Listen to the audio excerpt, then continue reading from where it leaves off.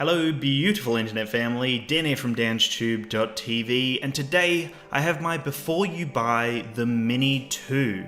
Now this is a series that I have on the channel where I kind of just break down some of the pros and cons, my initial impressions, and some really important things that you need to know about the Mini 2 before you pick it up. So I've done this for lots of other drones and cameras on the channel, so if you're new here, then make sure to subscribe and smash that notification bell so you're notified on all of the latest and greatest tech hitting danstube.tv. If you own the Mavic Mini or the Mini 2, or even if you're thinking about picking up the Mavic Mini or the Mini 2, then definitely make sure to join the Facebook group that I set up called Mavic Mini Australia. It is open to people all over the world, but we kind of have a focus in on Australia. We do have worldwide competitions, worldwide events, and some really fun stuff going on. So if you want to be a part of the best Mavic Mini Facebook community, then definitely make sure to join Mavic Mini Australia. I'll have the link in the description below to check it out. Now, moving on to the brand new Mavic Mini, also known as the Mini 2.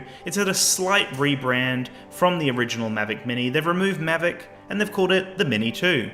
Now, it does have a lot of similarities with the original Mavic Mini. It does have a few improvements over the Mavic Mini, but it's still that same great form factor. It's still underneath 250 grams, which is major for so many people out there.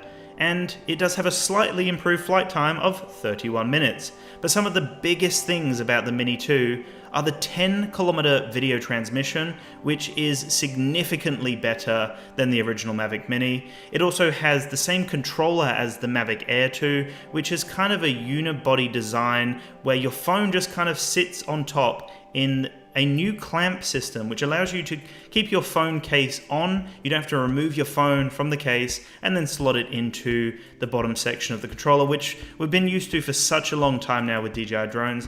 But this new design enables so much more freedom when using the controller. So that 10-kilometer range is massive. And when it comes to that 10-kilometer range, I've tested the Mini 2 in some very populated areas. I've flown it for quite a distance, still keeping it within line of sight and flying as safely as I can. But in quite a populated area, the OcuSync 2.0 with that 10-kilometer video transmission makes a massive difference. I had no issues with interference. I had no issues with it dropping out or even struggling in the slightest. So that range is phenomenal, and that's probably one of the biggest drawing cards about the Mini 2. I actually rented the Mini 2 from the D1 store, and they're a phenomenal company. They're a DJI authorized retail store in Australia. The coupon code is MMAFB. That's MMAFB. That stands for Mavic Mini Australia Facebook.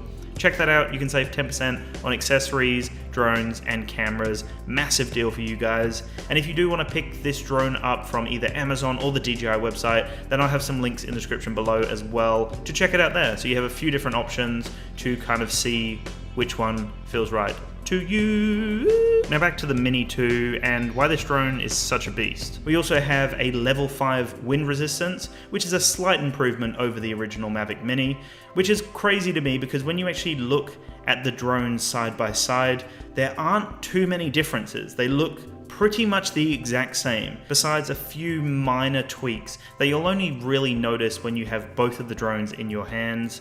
Now the first thing is that on both of the front arms, instead of using the foam now to pad out the arm and cover the cables, it's now a hard plastic, which just kind of goes along with the plasticky feel of the drone. So that definitely gives it a little bit more of a polished feel instead of kind of a bit of foam sitting in there. That's the first thing you'll notice. The second thing is that it now has a light on the front. This light is customizable. You can change to different colors and kind of program it in a very simple way, which is a fun thing, and it allows you to kind of see the drone if it's facing towards you. Gives you an idea of which way the drone is facing, whether it's rear or front. You'll have those two different lights. But besides that, they're pretty much identical to the naked eye.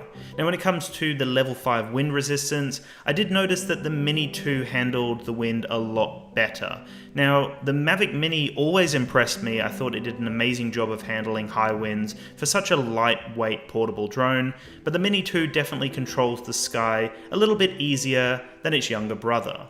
Now, the level 5 wind resistance, from my understanding, has to do with the motors being a bit more powerful and a bit more efficient. Now, I don't know whether the propellers are different. We did change the propellers from the original Mavic Mini onto the Mini 2 in one of my previous videos, and it still flew. The propellers look pretty much identical besides the slightly different colored tips, and that's pretty much it. So from my understanding, the motors are slightly more powerful in the brand new Mini 2, which allows it to have that level 5 wind resistance. The Mini 2 is also capable of 4K video, ultra clear 4K video. I've been extremely impressed with the quality so far. This video will be uploaded in 4K, so all of the drone footage that you'll be seeing is from the Mini 2 shooting in 4K, so you'll hopefully get a sense of how crystal clear the 4K video is. I've been very impressed with it so far. That being said though, I was extremely impressed by the Mavic Mini's 2.7K video.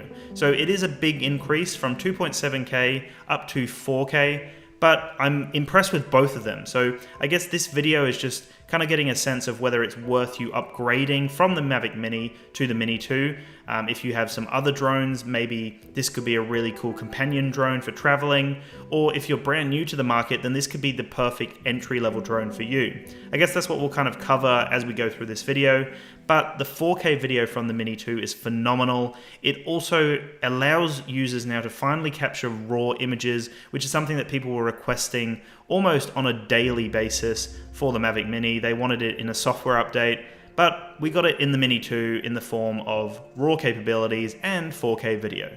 You also have a few different intelligent flight modes and quick shots, which is fantastic, and there's a few additional ones that you didn't get on the Mavic Mini, but for the most part, it's a very similar offering. You can't active track or follow, and that's something that you can do with third-party apps on the Mavic Mini using Litchi, and also Drone Link in the coming weeks. By the time you've probably seen this video, it's probably out. And I suspect that follow, tracking, and waypoint modes will all be available through an SDK that is released to developers, and then Litchi and Drone Link will make it available for the Mini 2. That's something that's pretty much guaranteed. As long as that SDK is released to those developers, then we will probably see those 3 modes that everyone really wants for the Mini in the Mini 2. Another really cool thing to be aware of is that the original Mavic Mini batteries fit inside of the Mini 2 and they work perfectly fine. So if you already have some batteries from your Mavic Mini, it could be a really cool thing to upgrade,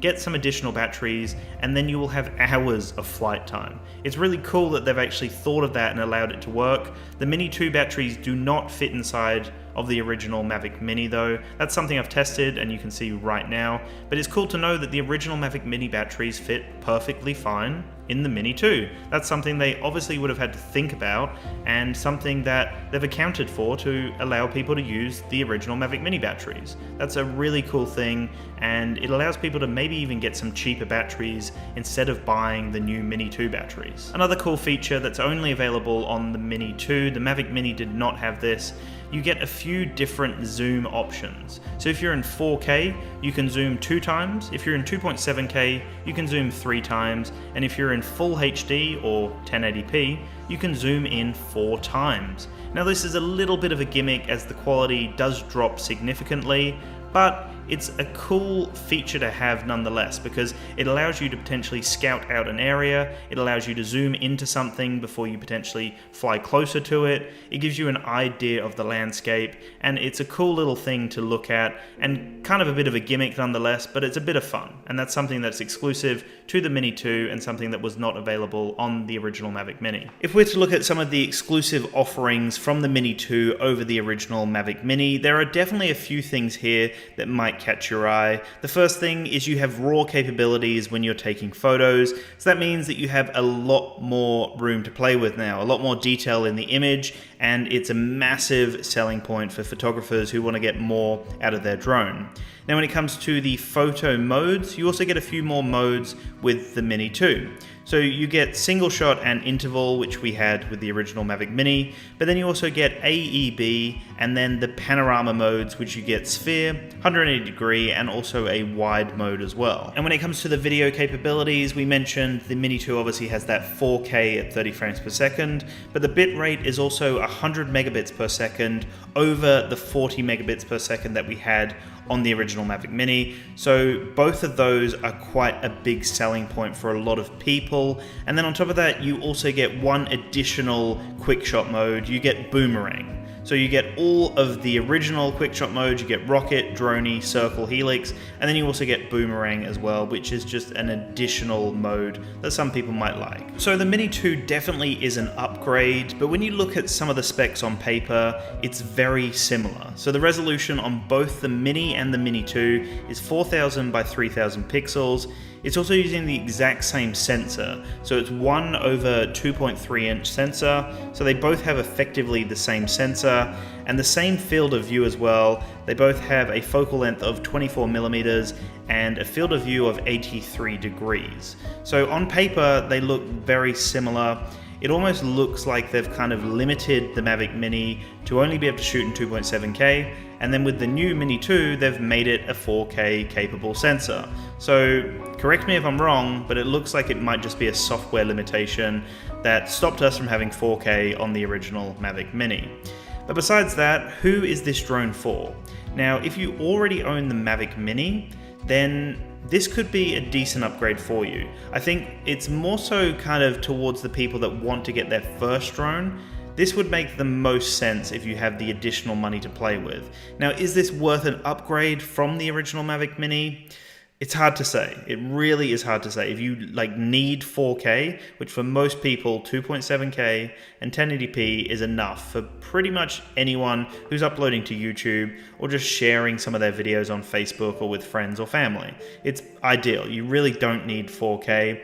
But if you want to kind of take your footage to the next level, then sure, get the additional, 4K footage, plus also the RAW capabilities is a massive thing. And then also the range is another big selling point of the Mini 2. So if you really feel like you're limited in your capabilities with the original Mavic Mini, if you feel like 2.7K isn't enough, if you feel like you're missing out on RAW, and if you feel like you don't have enough range from your original Mavic Mini, then yes, the Mini 2 is ideal. Sell your original Mavic Mini on Marketplace or Gumtree or eBay or whatever you use, and then pick up the Mini 2. That would make a lot of sense. If you are getting into the drone market, then yes, this would make a lot of sense for your first drone if you have the money. But again, if you don't have the money, then the Mavic Mini is going to be fantastic. It really depends on your needs and your budget. Another big thing is if you own one of the bigger drones like the Mavic Air, the Mavic Pro, or a Phantom, then this could be an ideal travel companion. It's ridiculously lightweight, it's so addictive to fly, and it's probably the easiest drone to just get up and take off. You can even hand launch it with ease. There's lots of options. It's extremely capable and it's a lot of fun to fly with. It's also tiny, so you can fly in between tiny little gaps and have a lot of fun with it. So it really, again, it's not a clear-cut answer of yes, you should get it or no, you shouldn't get it. It really depends on your needs and your budget, but hopefully that helps out, guys. It's a really good drone and it could be a fantastic upgrade. It could be a fantastic addition to your drone army, or it could be an amazing starting point if you don't own a drone. So let me know what you think in the comments below. If you have any questions, if you have a scenario, drop it below. If you've got some ideas around why you would want this drone, but you can't decide, then let me know in the comments below and we can kind of figure it out together and see whether this is the right drone for you. Anyway, thank you so much for watching, guys. Make sure to have a splendid day and peace out.